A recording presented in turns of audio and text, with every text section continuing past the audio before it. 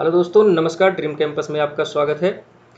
दोस्तों, जैसा कि पहले लेक्चर में हमने देखा था कि जो यूपी स्पेशल का जो पहला हमारा सिलेबस था, उसमें हिस्ट्री वाला पार्ट था और उसमें आर्ट एंड कल्चर आज हम स्टार्ट करने जा रहे हैं। तो दोस्तों, जो सिलेबस में मेंशन है उसमें ये था कि specific knowledge of Uttar Pradesh, और इसमें हिस्ट्री वाले पोर्शन में सबसे पहला पोर्शन था आर्ट एंड कल्चर का। तो दोस्तों, आज हम यही पोर्शन शुरू करने जा रहे हैं और इसमें सबसे पहले हम देखेंगे आर्किटेक्चर के बारे में। उसके बाद फेस्टिवल एंड फोक डांस के बारे में देखेंगे, लिटरेचर के बारे में देखेंगे, रीजनल लैंग्वेज के बारे में देखेंगे। उसके बाद देखिए दोस्तों, इसमें हेरिटेज, सोशल कस्टम और टूरिज्म है। दोस्तों, ये सारा जो टॉपिक है इसको मैं एक साथ ही इंक्लूड करने वाला था एक ही लेक्चर में, लेकिन फिर मैंने देखा कि ये लेक्चर काफ़ी बड़ा हो जाएगा और हो सकता है कि आप लोगों के लिए थोड़ा बहुत बोरिंग भी हो जाए। तो इसलिए हमने इसमें दो टॉपिक है जो छोड़ दिया है, उसको हम नेक्स्ट लेक्चर में कवर करेंगे, जो कि हमारा है हेरिटेज एंड टूरिज्म का। दोस्तों, एक टॉपिक और है इसमें यहाँ पे जो सोशल कस्टम्स का। तो सोशल कस्टम्स वाला जो टॉपिक है इसमें बहुत ज़्यादा स्कोप नहीं है पूछने का क्वेश्चन, तो इसमें हम कुछ कोई विशेष ध्यान नहीं दिए हैं। ठीक है दोस्तों, तो जो आज का हमारा लेक्चर होगा वो किस पे फोकस होगा कि जो आर्किटेक्चर है इसको हमने बहुत अच्छे से डिस्कस किया है। आगे देखिए आप, अभी आपको बहुत मज़ा आने वाला है, बहुत इंटरेस्टिंग टॉपिक है। और इसमें जो चीज़ें मैं प्रोवाइड करवा रहा हूँ उससे आपका न केवल उत्तर प्रदेश ही बल्कि जो आर्ट एंड कल्चर का सेक्शन है ना जीएस में फर्स्ट पेपर में, वो भी आपका जो है इसमें आराम से बहुत आसानी से कवर हो जाएगा। ठीक है दोस्तों, तो चलिए शुरू करते हैं। आज का लेक्चर वैसे भी बड़ा है तो थोड़ा जल्दी करना पड़ेगा, कोई बकवास नहीं, कोई इधर उधर की बात नहीं, बस सीधा पॉइंट टू पॉइंट बात करना है आज हमको। तो चलिए शुरू करते हैं। लेकिन दोस्तों, शुरू करने से पहले वही फिर से विनम्र निवेदन है कि प्लीज़ हमारे चैनल को सब्सक्राइब कीजिए, और अगर आपको वीडियोज़ पसंद आते हैं, लेक्चर आपको अगर अच्छे लग रहे हैं तो प्लीज़ लाइक करना मत भूलिए, अपने दोस्तों में ज़रूर इसको शेयर कीजिए। ओके दोस्तों, तो फिलहाल लेट्स बिगिन। तो सबसे पहले अगर हम हिस्ट्री की बात करें तो हिस्ट्री में इतना देखिए, ये तो मैं यहाँ पे ऐसे इंक्लूड ज़रूर कर दिया हूँ, लेकिन हिस्ट्री में कुछ हमारे लिए यहाँ बहुत ज़्यादा इम्पोर्टेंट नहीं है। जो एक क्या कह सकते हैं, आपकी एक क्रोनोलॉजी है जो आप केवल देख सकते हैं, और इसको हमको नहीं लगता कि बहुत ज़्यादा कहीं मेंशन करने की भी ज़रूरत होगी। तो 1 अप्रैल 1937 से उत्तर प्रदेश का फॉर्मेशन होता है किसके रूप में, यूनाइटेड प्रोविंस के रूप में। उसके बाद 1950 के बाद उत्तर प्रदेश का नाम उत्तर प्रदेश होता है। ठीक है, अगर हम मेजर इवेंट्स की बात करें तो हिस्टोरियंस ऐसा मानते हैं कि 6000 BC पहली बार जो है ह्यूमन का डोमेस्टिकेशन, मतलब आदमी लोग उत्तर प्रदेश में रहना शुरू किए थे। उसके बाद जो प्री हिस्टोरिक, मतलब हिस्ट्री के पहले का जो इंडस वैली सिविलाइजेशन है दोस्तों, उसके पहले की जो हिस्ट्री है ना, उसको हम प्री हिस्टोरिक इवेंट्स बोलते हैं। उसमें हम पाते हैं कि स्टोन एज सेटलमेंट भी हम मिलता है उत्तर प्रदेश में, कहाँ पे, प्रतापगढ़ में। ठीक है दोस्तों, उसके बाद इंडस वैली सिविलाइजेशन काफ़ी विस्तार उत्तर प्रदेश तक रहा है, गंगा के किनारे तक रहा गया है, ऐसा माना जाता है। फिर उसके बाद वैदिक पीरियड भी उत्तर प्रदेश में बहुत अच्छी तरह से फला फूला हुआ है, हर कोई जानता है, हम बहुत सारी कहानियाँ पढ़ते हैं वैदिक काल की। ठीक है, तो इससे ये पता चलता है कि उत्तर प्रदेश में वैदिक काल का भी जो विस्तार है वो मिलता है। उसके बाद आयरन एज। ठीक है दोस्तों, उसके बाद आयरन एज। फिर उसके बाद आप जानते ही हैं कि मौर्यन एम्पायर का जो मेन पीठ था, जो मेन एक्टिव एरिया था, वो उत्तर प्रदेश और बिहार ही था। ठीक है दोस्तों, उसके बाद आप देखिए कि मौर्यन पीरियड भी आपको मिलता है, उसके साथ साथ आपको गुप्ता पीरियड भी मिलता है। ठीक है दोस्तों, उसके बाद आपको गुप्ता पीरियड भी उत्तर प्रदेश में मिलता है। फिर मुगल एम्पायर का तो मान लीजिए मेन सेंटर ही यहीं से स्टार्ट होता है, आगरा से। फिर उसके बाद ब्रिटिश रूल।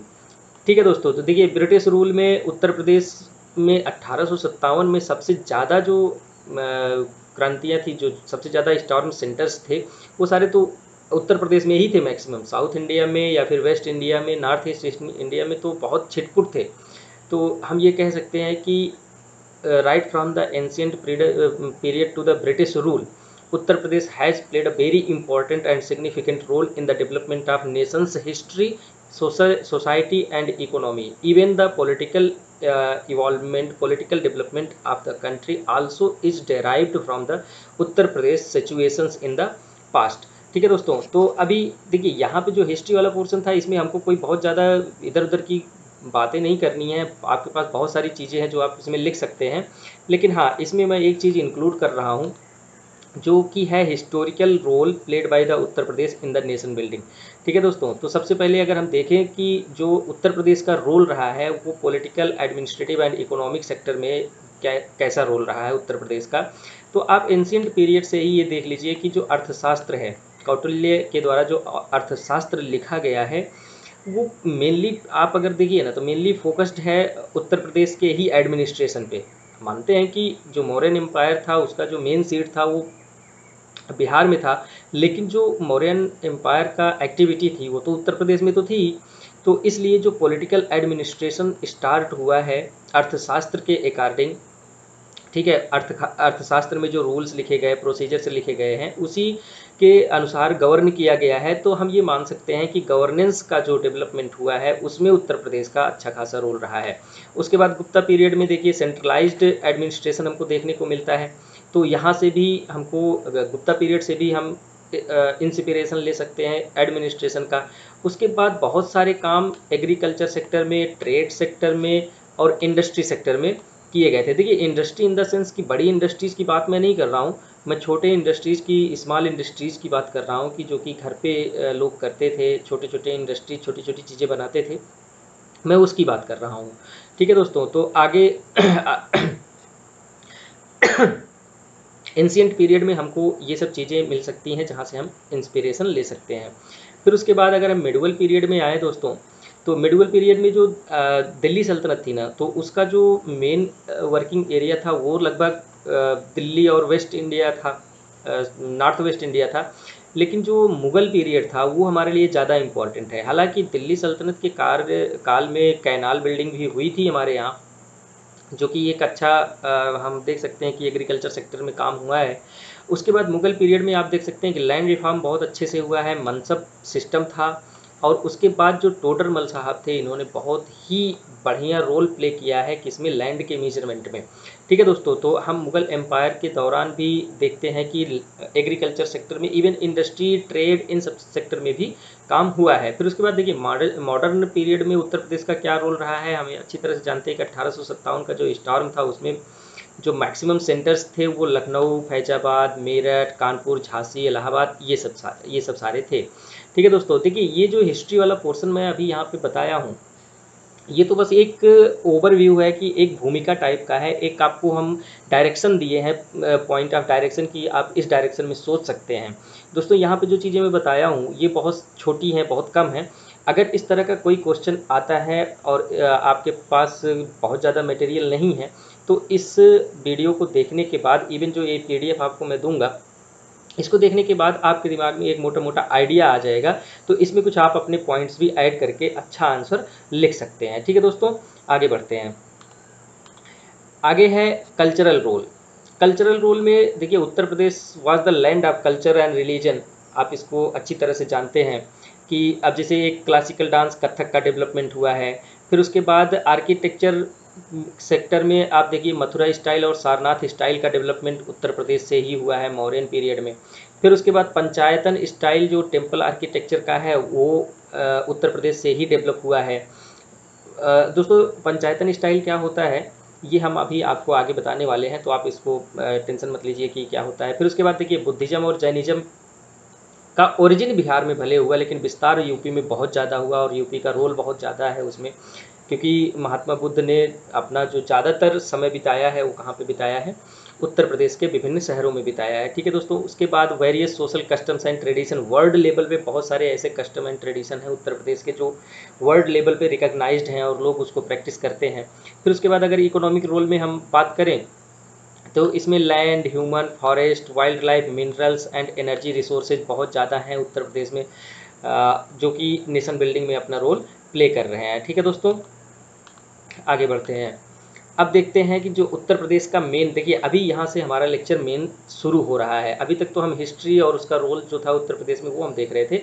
अब हम देखेंगे कि art and culture Uttar Pradesh का कैसा रहा है। तो इसमें सबसे पहले दोस्तों हम आर्किटेक्चर के बारे में देखेंगे। ठीक है दोस्तों, तो आर्किटेक्चर के बारे में अगर हम उत्तर प्रदेश का रोल देखें या आर्किटेक्चर का डेवलपमेंट हम उत्तर प्रदेश में देखें तो इसका एविडेंस हमको एंशिएंट पीरियड से ही मिल जाता है। ठीक है, मतलब प्राचीन काल से ही आर्किटेक्चरल डेवलपमेंट उत्तर प्रदेश में हो रहा है। इसमें आप उदाहरण के तौर पर ले सकते हैं कि स्तूपाज और पिलर्स जो हैं ये मौर्यन पीरियड में बनवाए गए थे, पर्टिकुलरली अशोका के पीरियड में बनवाए गए थे। और इसका जो एविडेंस है वो हमको कहाँ कहाँ से मिल सकता है, मथुरा में है, सारनाथ में है, ठीक है, कुशीनगर में है, कौशाम्बी में है, श्रावस्ती में है, ठीक है, बहुत सारी जगह हैं। तो इसको हमने कुछ एग्जाम्पल के रूप में लेकर के आपको समझाया है कि एंशियंट पीरियड में कैसे आर्किटेक्चरल डेवलपमेंट उत्तर प्रदेश में हो रहा था। उसके बाद उस समय का जो मेन फीचर था, देखिए दोस्तों, थोड़ा सा अगर आप अपने आंसर को इन्हांस करके लिखेंगे ना तो आपको अच्छा मार्क मिल जाएगा। तो आप एक दो फीचर भी अगर लिख देंगे तो ये आपके लिए बहुत ही अच्छा होगा। तो जो एंशियंट पीरियड का आर्किटेक्चर था उसमें जो मटेरियल यूज हो रहा था वो था रेड सैंडस्टोन।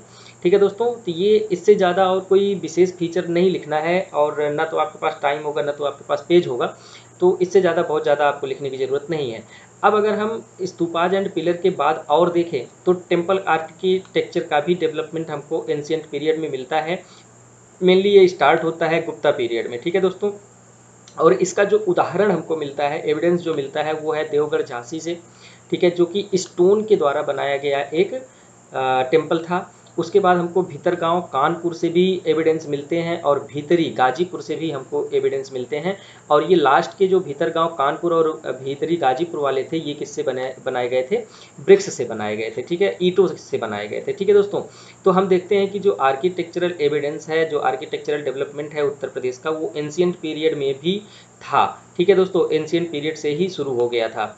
उसके बाद जो टेम्पल आर्किटेक्चर था, इसके जो फीचर्स थे, ठीक है दोस्तों, नागरा स्टाइल पहला फीचर नागरा स्टाइल का था। दोस्तों, जो टेम्पल आर्किटेक्चर है उसका जो मेन स्टाइल्स हैं वो है आपका नागरा है, फिर उसके बाद द्रविडियन है और बेसर है, तीन मेन स्टाइल्स हैं। तो जिसमें नागरा स्टाइल का डेवलपमेंट उत्तर प्रदेश में बहुत अच्छे से हुआ है, बहुत अच्छा हुआ है। उसके बाद जो अगला फीचर था टेम्पल्स का वो था अप्रेज्ड प्लेटफार्म्स।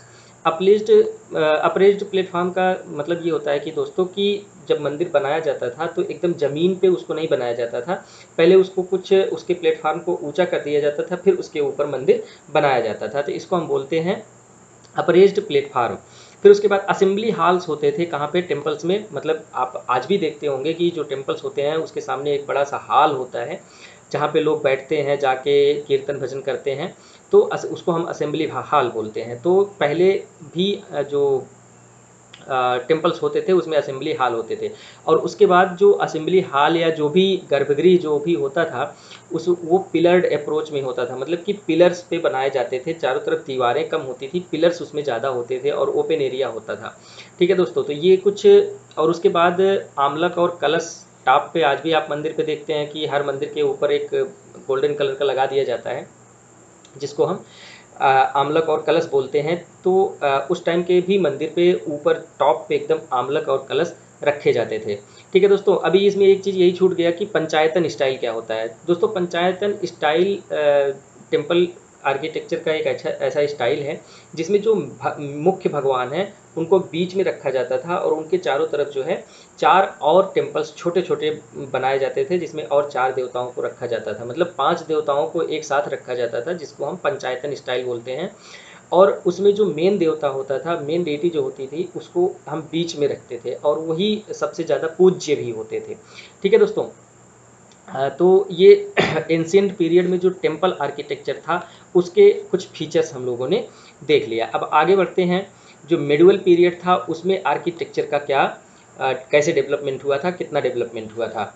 आर्किटेक्चरल डेवलपमेंट जो उत्तर प्रदेश में स्टार्ट हुआ था दोस्तों, उसके पहले दिल्ली सल्तनत जो था, दिल्ली सल्तनत का जैसा कि हमने बताया कि मेन फोकस दिल्ली और western India, north western India था, तो ज़्यादातर आर्किटेक्चरल वर्क उनका उधर ही हुआ था। लेकिन सरकी डायनेस्टी में जो जौनपुर के रूलर थे, मतलब जौनपुर का जो एरिया था वहाँ पे सरकी डायनेस्टी रूल कर रही थी, इन्होंने उत्तर प्रदेश में आर्किटेक्चर का डेवलपमेंट स्टार्ट किया, ठीक है। और इसका जो उदाहरण हमको मिलता है, उदाहरण आप लाल मस्जिद, अटाला मस्जिद, लाल दरवाज़ा, ठीक है, झंझरी, ये सब आप उसके एग्जाम्पल के रूप में, एविडेंस के रूप में आप देख सकते हैं।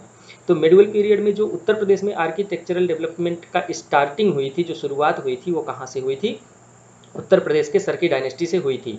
और इसका जो मेन फीचर था, उसमें जो मटेरियल यूज किया गया था वो था रेड सैंडस्टोन। ठीक है दोस्तों, उसके बाद अगर हम मेन जो उत्तर प्रदेश का आर्किटेक्चरल डेवलपमेंट देखते हैं वो हम देखते हैं मुगल पीरियड में।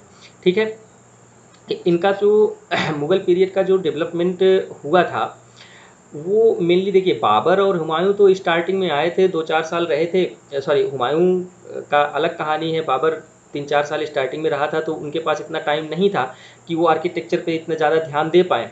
लेकिन फिर भी उन्होंने अयोध्या में मस्जिद बनवाया, ठीक है, फिर उसके बाद संभल में एक मस्जिद बनवाया, तो आर्किटेक्चर का उन्होंने शुरुआत कर दी।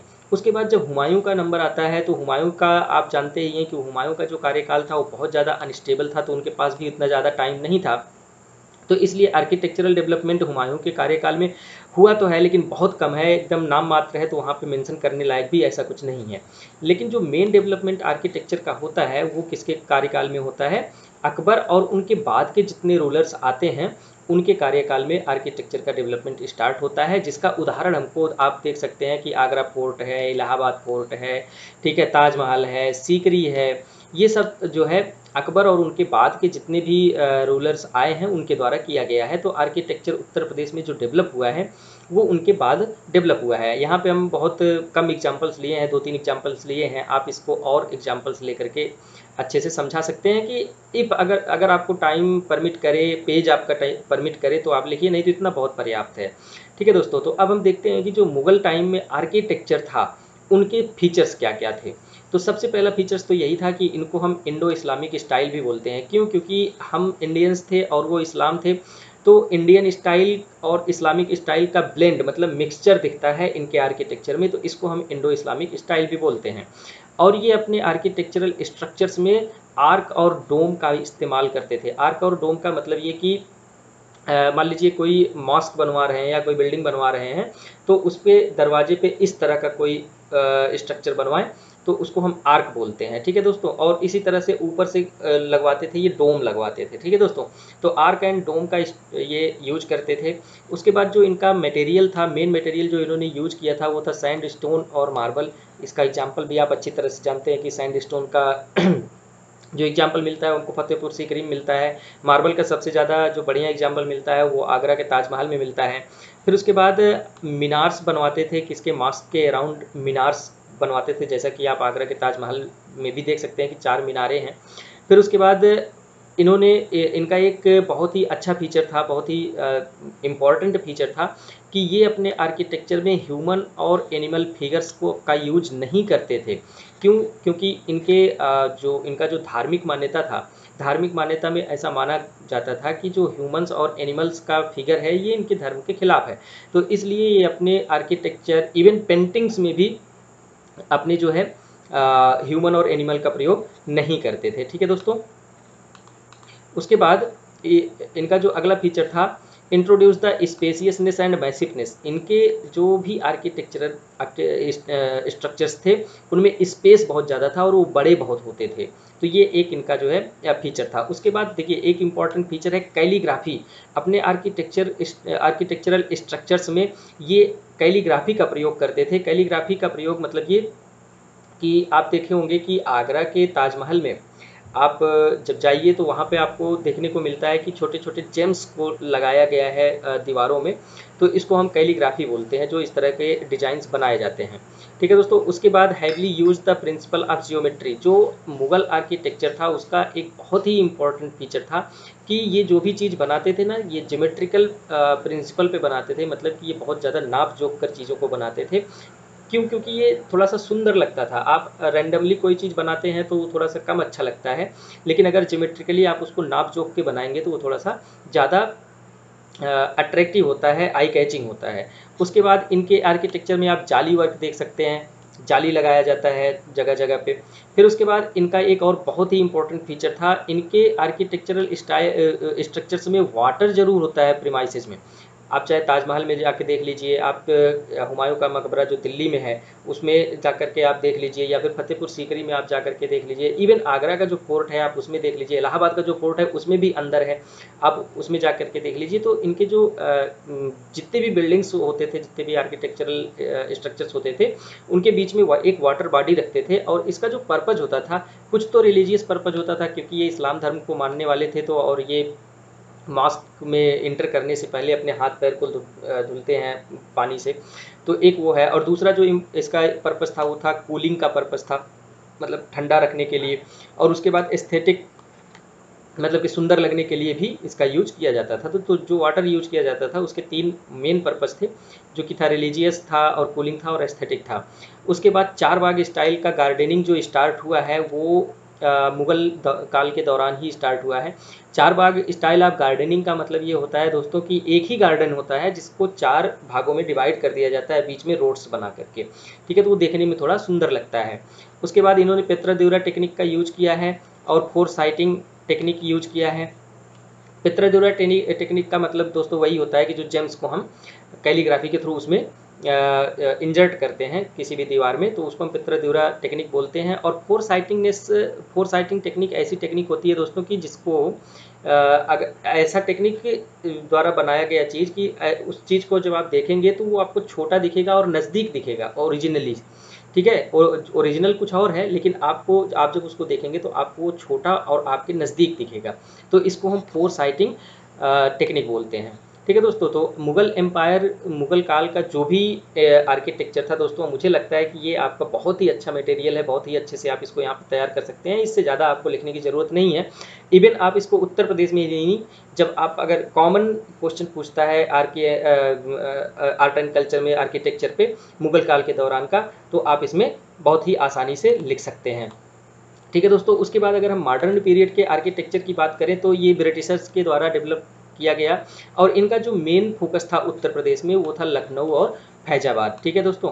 हम यहाँ पे उत्तर प्रदेश की बात कर रहे हैं, तो उत्तर प्रदेश पढ़ रहे हैं, तो इनका जो उत्तर प्रदेश में जो फोकस था वो था लखनऊ और फैजाबाद में। और जो ब्रिटिश काल के जो आर्किटेक्चर थे उनका जो फीचर्स था वो ये था कि लार्ज पिलर्ड रूम्स बनाए जाते थे, मतलब ये कि सॉरी यहाँ पे स्पेलिंग मिस्टेक है, आप इसको देख लीजिएगा।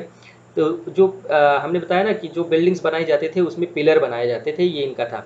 और उसके बाद ये जो डोम्स लगाते थे ये गोल्डन डोम लगाते थे। और उसके बाद इनके बिल्डिंग्स में आपको तहखाना मिलेगा और बेंड ऑफ इंडो पर्शियन, ठीक है, वो बहुत चालाक थे ये लोग, गोथिक स्टाइल, ये इन सबको मिक्स करके उन्होंने बनाया था। मतलब इन्होंने केवल अपना जो यूरोपियन स्टाइल था वही, केवल उसको गोथिक स्टाइल भी बोलते हैं, केवल वही स्टाइल उन्होंने नहीं यूज किया, बल्कि इंडिया का जो स्टाइल था पर्शियन, मतलब जो मुगल काल के द्वारा आया था वो स्टाइल था, और जो इनका अपना स्टाइल था, इन सारों को मिक्स करके उन्होंने अपना आर्किटेक्चरल डेवलपमेंट किया था।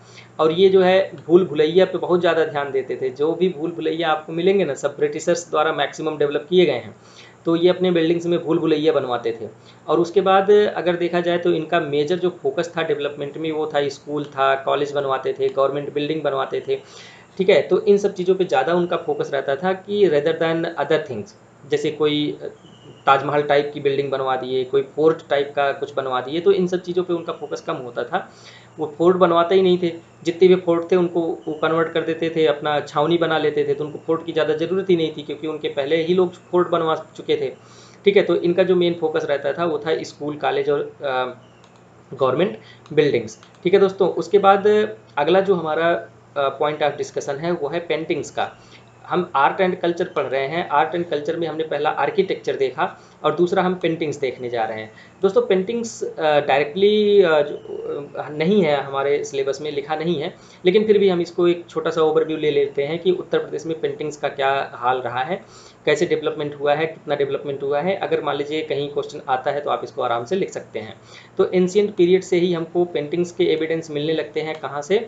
मिर्ज़ापुर, सोनभद्र, होशंगाबाद, रायगढ़, यहाँ से हमको पेंटिंग्स के मिलते हैं एविडेंसेज। और इनके जो मेजर फीचर्स थे वो थे कि इनका जो एग्जीक्यूशन हुआ था वो रॉक्स पे पेंटिंग्स बनाई गई थी, मतलब जो पेंटिंग्स बनाई जाती थी वो रॉक्स पे बनाई जाती थी। और जो ये मटेरियल यूज करते थे वो था गेरू था, लाइम था, मतलब चूना था, वाटर था, ठीक है। गेरू को आप इंग्लिश में ना ही लिखें तब भी ठीक है, क्योंकि आप यूपीएससी का आंसर लिखें, हम भी लिखे हैं यूपीएससी का आंसर जब हम लिखते थे तो हम गेरू को गेरू ही लिखते थे। आप इसको गेरू ही लिखिए, क्योंकि आर्ट एंड कल्चर में जब आप इसको गेरू लिखेंगे तो उसका शायद ज़्यादा इम्पैक्ट पड़ता है, ऐसा कुछ टॉपर्स का कहना है। ठीक है, फिर अगला जो इनका फीचर्स था वो था different colours for the different object. ये अलग अलग ऑब्जेक्ट को शो करने के लिए, दिखाने के लिए अलग अलग कलर्स का यूज करते थे। जैसे कि रेड कलर का मतलब होता था कि ह्यूमन, ठीक है, ग्रीन कलर का मतलब होता था डांसर्स। ठीक है दोस्तों, तो ये जो एंशियंट पीरियड में पेंटिंग्स थी उनके कुछ फीचर्स हम देखें। उसके बाद जो है मुगल पीरियड में मुगल पीरियड में जो पेंटिंग्स थी उसके उसके बारे में हम देखते हैं। तो अगर हम मिडिवल पीरियड में देखें तो हमारा ज़्यादा फोकस मुगल में ही है, क्योंकि दिल्ली सल्तनत का हमने पहले ही बता दिया कि उनका जो एरिया ऑफ एक्टिविटी था वो मैक्सिमम उस साइड में था। तो देखिए, जो उत्तर प्रदेश में पेंटिंग्स का स्टार्टिंग हुआ था वो तो हुमायूं ने स्टार्ट कर दिया था, लेकिन उनके पास बहुत कम टाइम था जैसा कि हमने बताया। तो उसमें उतना ज़्यादा डेवलपमेंट नहीं हुआ। लेकिन जो जहांगीर का पीरियड आता है, जहांगीर का पीरियड पेंटिंग्स के लिए बताया जाता है कि ये गोल्डन पीरियड था, क्योंकि उस समय पेंटिंग्स का डेवलपमेंट बहुत ज़्यादा हुआ। ठीक है दोस्तों, तो अगर हम मुगल का काल का या इवन अगर होलिस्टिक वे में देखें तो जो मिडिवल पीरियड था उसमें जो पेंटिंग्स थी उनके जो फीचर्स थे वो कौन कौन से थे। तो जो पहला फीचर्स था कि बिल्डिंग ऑफ पर्सियन फीचर्स।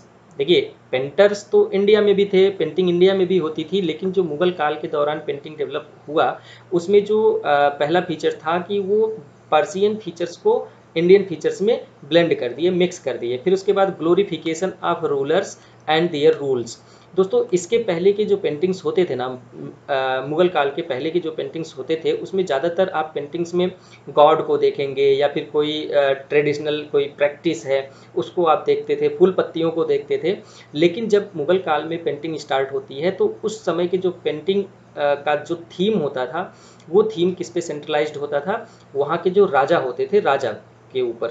ठीक है, राजा के ऊपर, और उनका जो रूल करने का तरीका है उसके ऊपर फोकस होता था। इसीलिए उस उनकी पेंटिंग्स में हमको हंटिंग सीन दिखाई देता है कि कोई राजा हंटिंग कर रहा है, और या फिर हिस्टोरिकल इवेंट्स कोई है वो दिखाई देता है, या फिर कोर्ट में जो मीटिंग्स वगैरह होती हैं, कोर्ट में जो बातचीत होती है, आप देखते होंगे कि अकबर खड़ा है और सामने बीरबल खड़े हुए हैं, ऐसी पेंटिंग हमको देखने को मिल जाती है। तो थीम उनका चेंज हो गया, कहाँ से, गॉड का ग्लोरिफिकेशन की बजाय वो रूलर्स का ग्लोरिफिकेशन करने लगे।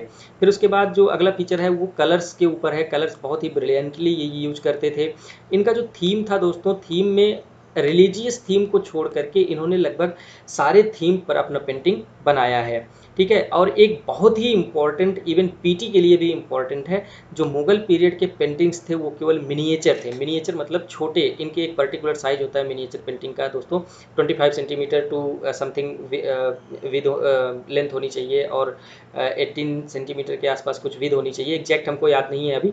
तो उस साइज के या उस साइज से छोटे अगर जो भी पेंटिंग्स होते हैं उसको हम मिनिएचर पेंटिंग्स बोलते हैं। ठीक है दोस्तों, तो दोस्तों पेशेंसली आप इस लेक्चर को देखिए, मुझे लगता है कि आप इंजॉय कर रहे होंगे, आपको मज़ा आ रहा होगा। थोड़ा सा लेंदी है, थोड़ा सा बड़ा होगा लेक्चर, लेकिन ये है कि आपके लिए बहुत ज़्यादा यूजफुल होने वाला है। तो आप इसको अंत तक जरूर देखिए और अंत तक हमारे साथ बने रहिए, क्योंकि अभी आगे और भी इंटरेस्टिंग चीज़ें आने वाली हैं। ठीक है दोस्तों, आगे बढ़ते हैं। मॉडर्न पीरियड की जो पेंटिंग है उसमें देखिए, मॉडर्न पीरियड में वापस ब्रिटिशर्स आ गए तो वो पेंटिंग वेंटिंग पे इतना ध्यान क्यों देंगे। हाँ, लेकिन कुछ आर्टिस्ट थे उनके टाइम पे भी जो कि पेंटिंग करते थे, तो उस समय का जो पेंटिंग होता था उसको हम कंपनी पेंटिंग के नाम से जानते हैं। और इनका जो स्टाइल था ये हाइब्रिड था, किसके किसके बीच में, राजपूत में, मुगल्स में, और अदर यूरोपियन जो एलिमेंट्स थे, इन सारे एलिमेंट्स को ब्लेंड करके ये अपना एक पेंटिंग स्टाइल डेवलप किए थे। ठीक है, और ये इनका जो मेन फीचर था, सबसे ज़्यादा जो डिस्टिंग्विशेबल फीचर्स था वो था वाटर कलर। ठीक है दोस्तों, उसके बाद ये एक्जोटिक फ्लोरा फना, हमने बताया ना कि फूल पत्तियाँ, जानवर, ये सब भी अपने पेंटिंग्स में ये लोग इन्वॉल्व करने लगे, इंक्लूड करने लगे। ठीक है दोस्तों, तो ये हो गई बात पेंटिंग की। अब हम देखते हैं डांसेज एंड फेस्टिवल्स। ठीक है, ये अगला जो टॉपिक हमारा सिलेबस में मेंशन है वो है हमारा डांसेज एंड फेस्टिवल्स का। तो अगर हम डांसेज की बात करें दोस्तों, तो सिलेबस में मेंशन है फोक डांस। फोक डांस इसलिए मेंशन है क्योंकि क्लासिकल डांस के रूप में हमारे पास केवल कथक है। ठीक है, और कथक के बारे में कभी उतना ज़्यादा क्वेश्चन पूछा नहीं है कि आप कथक के स्टाइल से के बारे में बताइए, पोस्चर के बारे में बताइए, या कथक डांसर्स के बारे में बताइए।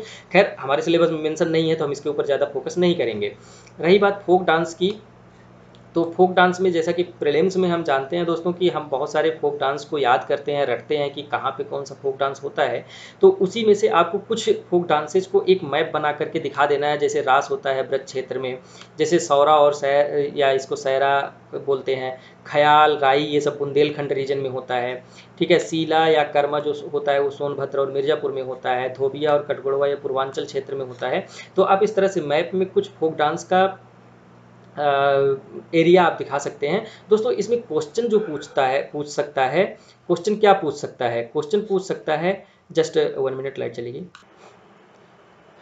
ओके दोस्तों, लाइट चली गई थी और इन्वर्टर बंद हो गया था, तो इसलिए थोड़ा सा इंटरप्ट हो गया। चलिए सॉरी। तो चलिए शुरू करते हैं। हाँ, तो मैं बात कर रहा था कि जो डांसेज है, फोक डांसेज हैं, इसमें क्वेश्चंस कैसे पूछा जा सकता है। तो दोस्तों जो मेरे हिसाब से क्वेश्चन पूछेगा वो ये पूछ सकता है कि फोक डांस का क्या सिग्निफिकेंस है, क्या प्लेस है हमारे यहाँ, और उसके साथ साथ इनके कंजर्वेशन के बारे में, प्रोटेक्शन के बारे में आप कुछ बताइए, और इनका रोल क्या हो सकता है इंडिया के या नेशन के डेवलपमेंट में, इसके बारे में आप बताइए। सिग्निफिकेंस ये सब पूछा जा सकता है। तो दोस्तों जब भी ये इस तरह का क्वेश्चन पूछेगा तो आपको सिंपली क्या करना है, कुछ फोक डांसेज को ऐसे ही आपको मैप पे दिखा देना है और उसके बाद उसके सिग्निफिकेंस को बता देना है। ठीक है दोस्तों, उसी तरह से आप अगर फेस्टिवल की बात करें तो फेस्टिवल भी देखिए, फेस्टिवल इंग्लिश में केवल फेस्टिवल होता है, लेकिन उत्तर प्रदेश सॉरी हिंदी में इसको आप पर्व बोलते हैं, उत्सव बोलते हैं, त्यौहार बोलते हैं, बहुत सारे 3 नामों से जाना जाता है। तो इसमें आपको जो भी याद आ जाए आप उसको यहाँ पे मेंशन कर दीजिए। जैसे लखनऊ महोत्सव हो गया, वाराणसी महोत्सव हो गया, ठीक है दोस्तों, और सुलहकुल महोत्सव हो गया, ताज महोत्सव हो गया, ये सब महोत्सव आप इसमें लिख सकते हैं। फिर उसके बाद आप होली, दिवाली, दशहरा ये सब आप बता सकते हैं। अब मेन जो हमारा फोकस है वो है सिग्निफिकेंस पे। ठीक है दोस्तों, तो पहला सिग्निफिकेंस हम देख लेते हैं कि सोशल और कल्चरल सिग्निफिकेंस क्या है। ठीक है, तो सबसे पहला जो अगर आप हम देखें तो कल्चरल रिचनेस, ऑब्वियसली इतना ज़्यादा डाइवर्सिटी होगी तो कल्चरल रिचनेस होगी। फिर उसके बाद स्प्रेड ऑफ आइडियल कस्टम्स, बहुत सारे ऐसे कस्टम्स हैं, ऐसे ट्रेडिशन प्रैक्टिसेस हैं जो कि वर्ल्ड लेवल पे रिकॉग्नाइज्ड हैं, जैसा कि हम पहले भी देख चुके। फिर उसके बाद रिलीजियस डिफ्यूजन, मतलब रिलीजियस डिफ्यूजन का मतलब ये होता है कि दोस्तों आखिर में अब आप एक एग्जांपल के तौर पे देखिए कि जो ब्रिटिशर्स थे वो अपना क्रिश्चियनिटी को क्यों इतना ज़्यादा ग्लोरीफाई करते थे, क्यों उसको स्प्रेड करते थे। सिमिलरली हिंदुइज्म, बुद्धिज़्म, जैनिज़्म ये सब भी अपने आप को डिफ्यूज करते हैं एक प्लेस से दूसरे प्लेस में। इसका फ़ायदा ये होता है कि इससे जो प्लेस ऑफ ओरिजिन है उस कंट्री की, उससे क्या होता है, उनका एक तरह से समझ लीजिए कि उनका पावर बढ़ता है या जो भी है। फिर उसके बाद रिलीजियस जो हैं, जो भी प्रैक्टिसेज हैं, आपके कल्चरल प्रैक्टिसेज हैं, वो tools of the soft power हैं। ठीक है, कैसे आप अगर उदाहरण के तौर पर आप ले लीजिए तो इस समय आप योगा को देख लीजिए, या फिर जो भी और भी प्रैक्टिसेज हैं, बुद्धिज़्म, जैनिज़्म, जापान के साथ हमारा अच्छा रिलेशन है, या साउथ ईस्ट एशियन कंट्रीज़ के साथ हमारा अच्छा रिलेशन है, ये सॉफ्ट पावर पॉलिसीज़ के थ्रू ही है। ठीक है दोस्तों, उसके बाद देखिए जब भी तो कोई त्यौहार, पर्व, उत्सव मनाया जाता है तो उसमें लोग बहुत हंसी खुशी से रहते हैं, एक दूसरे से मिलजुल के रहते हैं। तो सोशल हार्मनी, पीस और स्टेबिलिटी भी इससे लाई जा सकती है। ठीक है दोस्तों, तो ये इसके कुछ प्रमुख सिग्निफिकेंस हम देख सकते हैं। उसके बाद अगर हम इकोनॉमिक सिग्निफिकेंस की बात करें तो जब भी कोई मेला, उत्सव कुछ भी होता है तो उससे एक लोकल एम्प्लॉयमेंट डेवलप होता है, लोकल लोगों को एम्प्लॉयमेंट भी मिलता है, इनकम भी हो जाती है उससे। उसके बाद दोस्तों इंफ्रास्ट्रक्चर का डेवलपमेंट होता है, क्योंकि अभी आप अगर प्रयागराज में जो कुंभ होता है उसको ही देख लीजिए तो इलाहाबाद में पूरा इंफ्रास्ट्रक्चरल डेवलपमेंट किया गया है गवर्नमेंट के द्वारा। तो इसके बहाने जो है, जो भी प्रैक्टिसेज हैं, जो भी उत्सव महोत्सव हैं, इसके द्वारा इसी के पीछे पीछे हमको इंफ्रास्ट्रक्चरल डेवलपमेंट भी मिल जाता है, और उसके साथ साथ जो टूरिज्म इंडस्ट्री है उसको भी बूस्ट मिलता है। तो ये हमारा जो इकोनॉमिक सिग्निफिकेंस है आपका फोक डांस या फेस्टिवल्स का, वो हम देख सकते हैं। उसके बाद अगर हमको कंजर्वेशन करना है, चूँकि इंपॉर्टेंट तो है ही हमारे लिए ये, तो इसको हमको कंजर्व करना है। तो कंजर्व करने के लिए हम क्या कर सकते हैं कि इफेक्टिव पॉलिसी, सबसे पहले तो एक डेडिकेटेड पॉलिसी आपको बनाना है और उसको ट्रू स्पिरिट में एकदम आपको उसको इम्प्लीमेंट करना है, एज सिंपल एज। उसके बाद स्पेशल आइडेंटिफिकेशन, देखिए दोस्तों कुछ ऐसे प्रोडक्ट्स हैं, कुछ ऐसे ट्रेडिशनल प्रैक्टिसेज हैं, कुछ ऐसे डांसेज हैं जिसको हम स्पेशली, या पेंटिंग्स हैं, उसको हम क्या कर सकते हैं कि स्पेशल मेजर के थ्रू, जैसे जीआई टैग दे करके हम उसको नेशनल लेवल पे, इंटरनेशनल लेवल पे रिकॉग्नाइज करके उसको हम प्रमोट कर सकते हैं। ठीक है दोस्तों, तो इस तरह से उनको स्पेशल अटेंशन देने की ज़रूरत है। आगे देखते हैं कि इकोनॉमिक, पॉलिटिकल, लॉजिस्टिकल ये सब सपोर्ट उनको मिलना चाहिए कहाँ से, गवर्नमेंट की तरफ से। अगर किसी भी प्रोडक्ट प्रैक्टिस को या फिर ट्रेडिशन को हम प्रमोट करना चाहते हैं तो इस तरह के जो भी छोटी ज़रूरतें हैं उसको जो है गवर्नमेंट के द्वारा प्रोवाइड करवाना चाहिए। फिर उसके बाद effective and serious efforts should be made for some ongoing programs, जैसे स्मार्ट सिटी योजना चल रही है, हृदय योजना चल रही है, स्वच्छ भारत मिशन चल रहा है। ठीक है दोस्तों, तो इन सब मिशन पे हमको बहुत अच्छे से फोकस करना चाहिए, इसको अच्छे से इम्प्लीमेंट करना चाहिए। ठीक है, उसके बाद हम बात करते हैं लिटरेचर की। दोस्तों लिटरेचर में ये बहुत ब्रॉड टॉपिक है, बहुत ही और इवन या इस तरह से कह दें कि अगर आप पढ़ने बैठे तो बहुत ज़्यादा टाइम भी लग जाएगा। लेकिन हाँ, अगर हम लिटरेचर की बात करें तो इसमें बहुत ज़्यादा स्कोप नहीं है क्वेश्चन पूछने का, तो इसके लिए थोड़ा सा आप केवल भूमिका देख के चलिए, उसके बाद मैं बताता हूँ क्या करना है। तो सबसे पहले भूमिका में आपको यही लिख देना है कि land Uttar Pradesh is the land of the literature and writers. दो एपिक हैं जो वर्ल्ड रिकॉग्नाइज्ड है, रामायण और महाभारत, जो कि उत्तर प्रदेश में डेवलप्ड हैं। फिर उसके बाद अर्थशास्त्र का डेवलपमेंट हुआ है, मैक्सिमम ने बताया कि मौर्यन पीरियड में हुआ कौटिल्य के द्वारा। फिर उसके बाद जो main area of literature development था वो था अवध, ब्रज, वाराणसी, इलाहाबाद, ये सब सारी चीज़ें। ठीक है, और कुछ इनमें पोएट्स का नाम लिख दीजिए, तो ये आपका भूमिका हो जाएगा कुछ पोएट और राइटर का। तो इसमें कबीरदास, सूरदास, तुलसीदास, प्रेमचंद, हरिवंश राय बच्चन, या फिर मॉडर्न में और जो भी आपको, मैथिली शरण गुप्त, महादेवी वर्मा, जो भी आपको याद आता है आप इसमें लिख सकते हैं। ठीक है दोस्तों, अब देखिए जो मेन मुद्दा है इस पोर्शन का वो ये मुद्दा है कि why literature has developed so much in Uttar प्रदेश।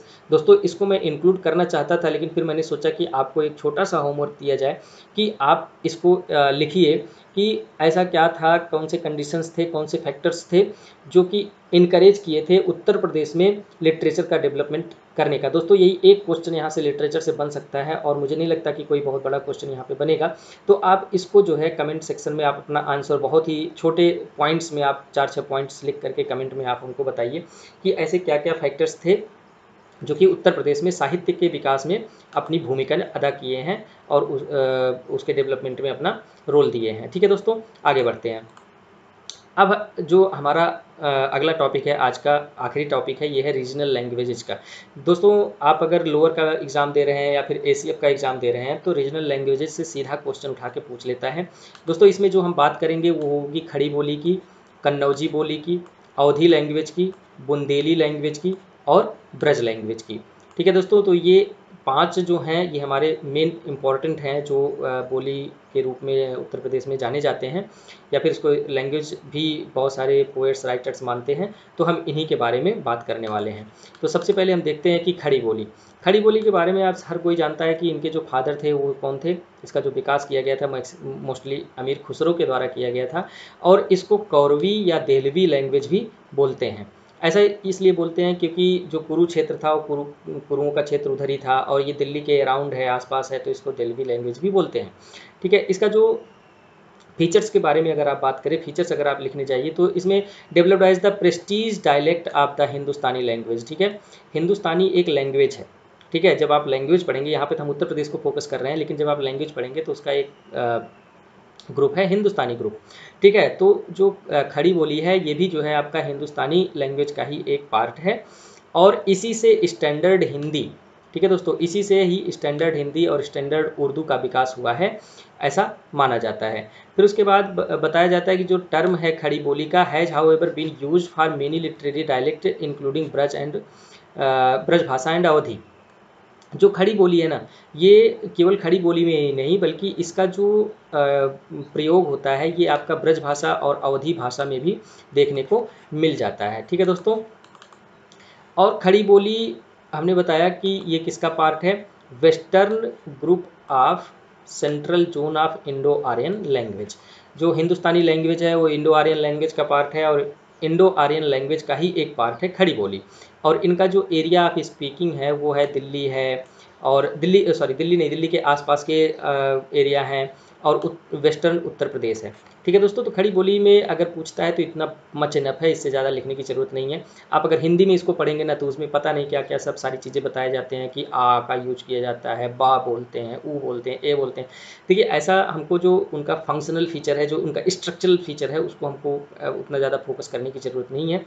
उसमें सीधा सीधा ये नहीं पूछता कि आप स्ट्रक्चरल या फंक्शनल फीचर बताइए, तो आप इतना लिख के, आप इतना बता के अपना आंसर बना सकते हैं। ठीक है दोस्तों, आगे बढ़ते हैं। हम देखते हैं कन्नौजी बोली के बारे में। तो कन्नौजी जो बोली है ये भी किसका पार्ट है? ऑब्वियसली इंडो आर्यन लैंग्वेज का पार्ट है। वेस्टर्न यूपी और बुंदेलखंड में इसको आप देख सकते हैं, वहाँ के लोग बोलते हैं, और ये भी आपका हिंदुस्तानी लैंग्वेज से रिलेटेड है।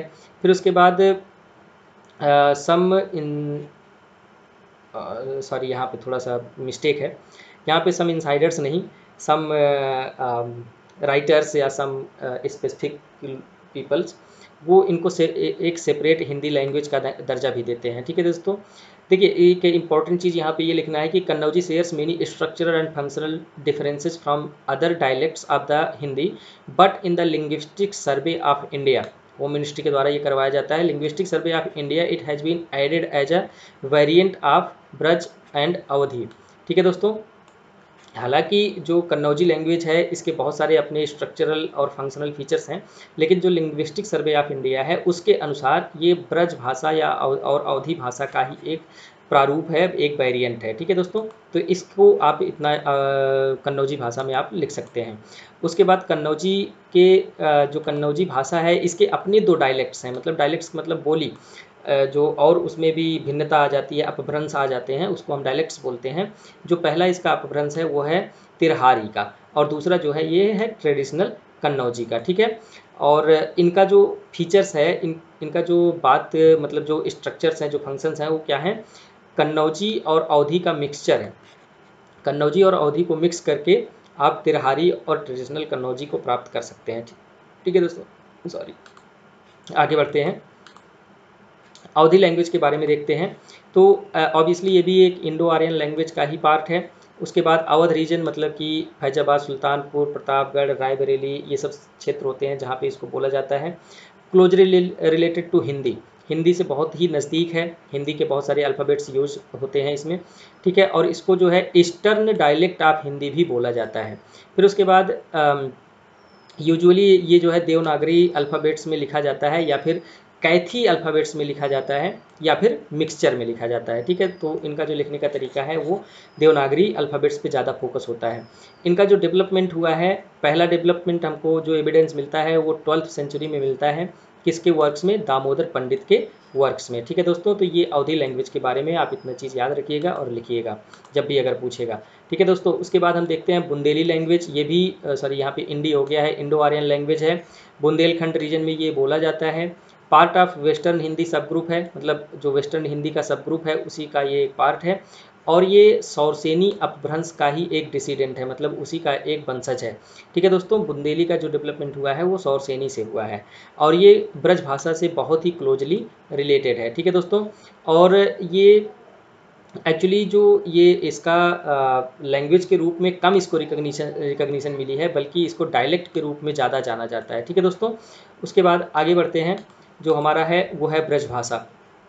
ब्रज भाषा में जो इम्पोर्टेंट है चीज़ें वो हैं, ये है कि ये भी एक सौरसेनी का ही वंशज है, उसी का एक अपभ्रंश है, और वेस्टर्न डायलेक्ट ऑफ हिंदी है। हिंदी का जो वेस्टर्न बोली है उसी का ये एक पार्ट है। मथुरा, आगरा, एटा, अलीगढ़ में इसको बोला जाता है। ठीक है, ब्रज भाषा स्पीकिंग पीपल जो होते हैं वो मैक्सिमम लॉर्ड कृष्णा के भक्त होते हैं, और लॉर्ड कृष्णा के लाइफ इवेंट के मैक्सिमम चीज़ों को ब्रज भाषा में ही दिखाया गया है। उसके साथ साथ जो साहित्य का विकास हुआ है भारत का या फिर उत्तर प्रदेश का, उसमें ब्रज भाषा का बहुत ज़्यादा रोल रहा है। ठीक है दोस्तों, तो मुझे लगता है कि लेक्चर बहुत ज़्यादा लंबा हो गया है, लेकिन हाँ बहुत ही यूजफुल रहा है आपके लिए। तो आज इसको हम यहीं पे कंक्लूड करते हैं। जो हमारा अगला टॉपिक होगा दोस्तों वो होगा हमारा हेरिटेज और टूरिज्म पे। ठीक है दोस्तों, तो अगले लेक्चर में हम हेरिटेज और टूरिज्म को ख़त्म करेंगे, तो हमारा जो हिस्ट्री वाला पोर्शन होगा वो ख़त्म हो जाएगा। ठीक है दोस्तों, तो हम आज यहीं पे कंक्लूड करते हैं, और आशा करते हैं, उम्मीद करते हैं कि आपको ये लेक्चर पसंद भी आया होगा, अच्छा भी लगा होगा, और आपके लिए यूजफुल भी होगा एग्ज़ाम के लिए। तो बने रहिए हमारे साथ, चैनल को सब्सक्राइब जरूर कीजिए, वीडियो को शेयर कीजिए, और पसंद आए तो इसको लाइक कीजिए। तो आज का लेक्चर हम यहीं पे कंक्लूड करते हैं। Thank you so much for watching this lecture. We will meet again in the next lecture.